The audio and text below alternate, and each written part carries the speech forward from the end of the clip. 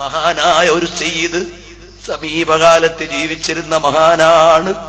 മദീനയിൽ ചെന്നാൽ എപ്പോഴും നബിതങ്ങളെ കാണും, നബിതങ്ങൾ സലാം മടക്കും. ഈ ഒരു 5 വർഷത്തിന് മുമ്പ് മദീനയിൽ ചെന്ന് സലാം പറഞ്ഞു. മദീനയിൽ നിന്ന് നബിതങ്ങൾ മടക്കുന്നില്ല.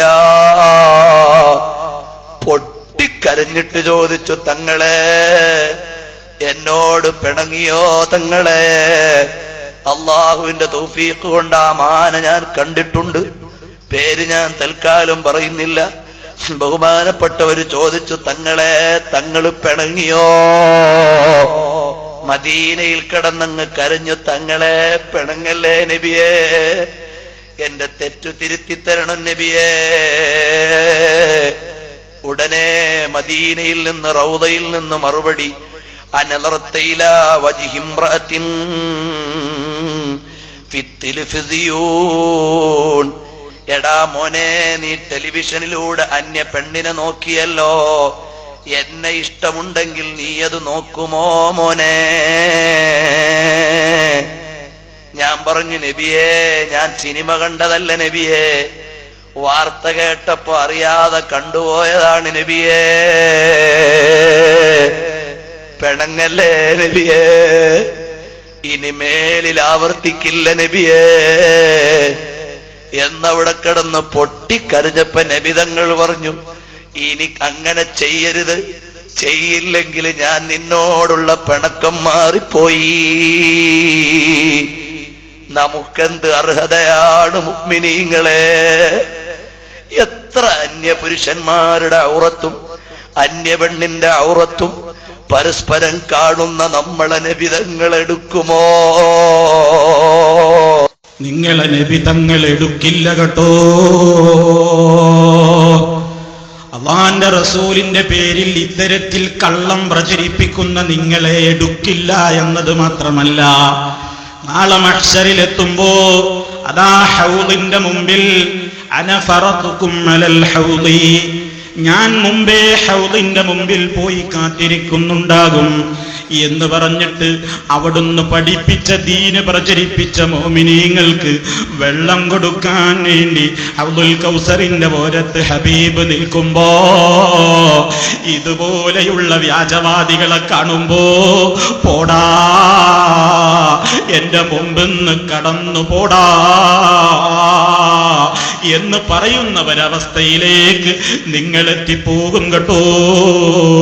വളരെ സൂക്ഷിക്കണേ ഇതുപോലെയുള്ള ആളുകളെ, ഇത്തരത്തിലുള്ള ഈ വ്യാജമതവാദികളെ സൂക്ഷിക്കണേ മുസ്ലിമീങ്ങളെ. കാരണം ഇവരൊക്കെ എത്ര വലിയ മഹത്വമാ അവകാശപ്പെടുന്നത്. മദീനയിലെ മഹാനായ നേതാവ് അതാ അവിടുത്തെ ഖബറുള്ള മദീനയിൽ ഇന്നും ഇന്നലെയും പോകാൻ തുടങ്ങിയതാണോ ആളുകൾ? അല്ലല്ലോ.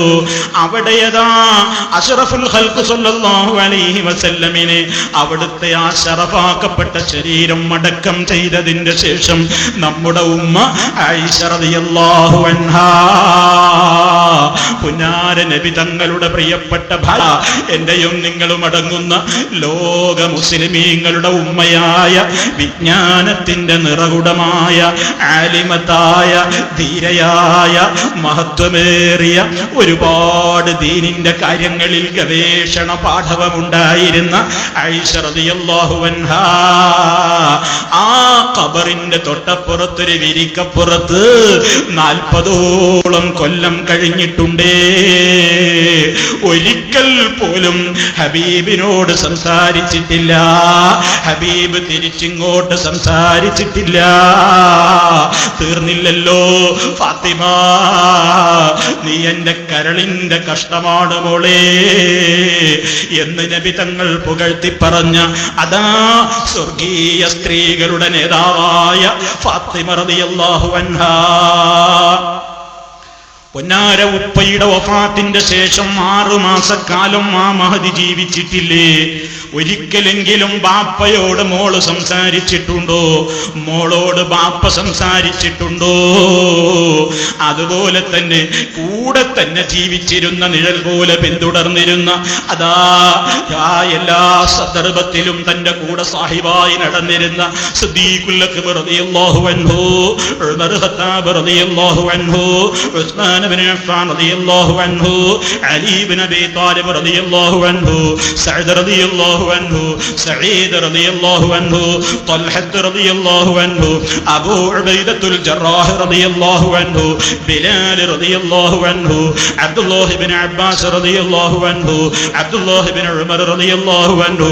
ഇങ്ങനെ വലിയ വലിയ മഹാന്മാരൊക്കെ അവിടെ ജീവിച്ചിട്ട് ഒരിക്കലെങ്കിലും ഹബീബായ സല്ലല്ലാഹു അലൈഹി വസല്ലമിനോട് ഖബറിങ്കൽ പോയിട്ട് ഹബീബേ നബി തങ്ങളെ ഞങ്ങൾക്കിടയിൽ ഇന്ന പ്രശ്നങ്ങളുണ്ട്, തീർപ്പ് പറഞ്ഞു തരണേ. അങ്ങോട്ട് ചോദിച്ചിട്ടില്ല, ഇങ്ങോട്ട് പറഞ്ഞിട്ടില്ല. അവരൊക്കെ പഠിപ്പിച്ച ഇസ്ലാമാണ് സലഫികൾ പഠിപ്പിക്കുന്ന ഇസ്ലാം. അതല്ലാത്തൊരു ഇസ്ലാം ഞങ്ങൾക്ക് വേണ്ട. വളരെ വിനയത്തോടെ ഇതുപോലെയുള്ള വ്യാജവാദികളോട് പറയുന്നു.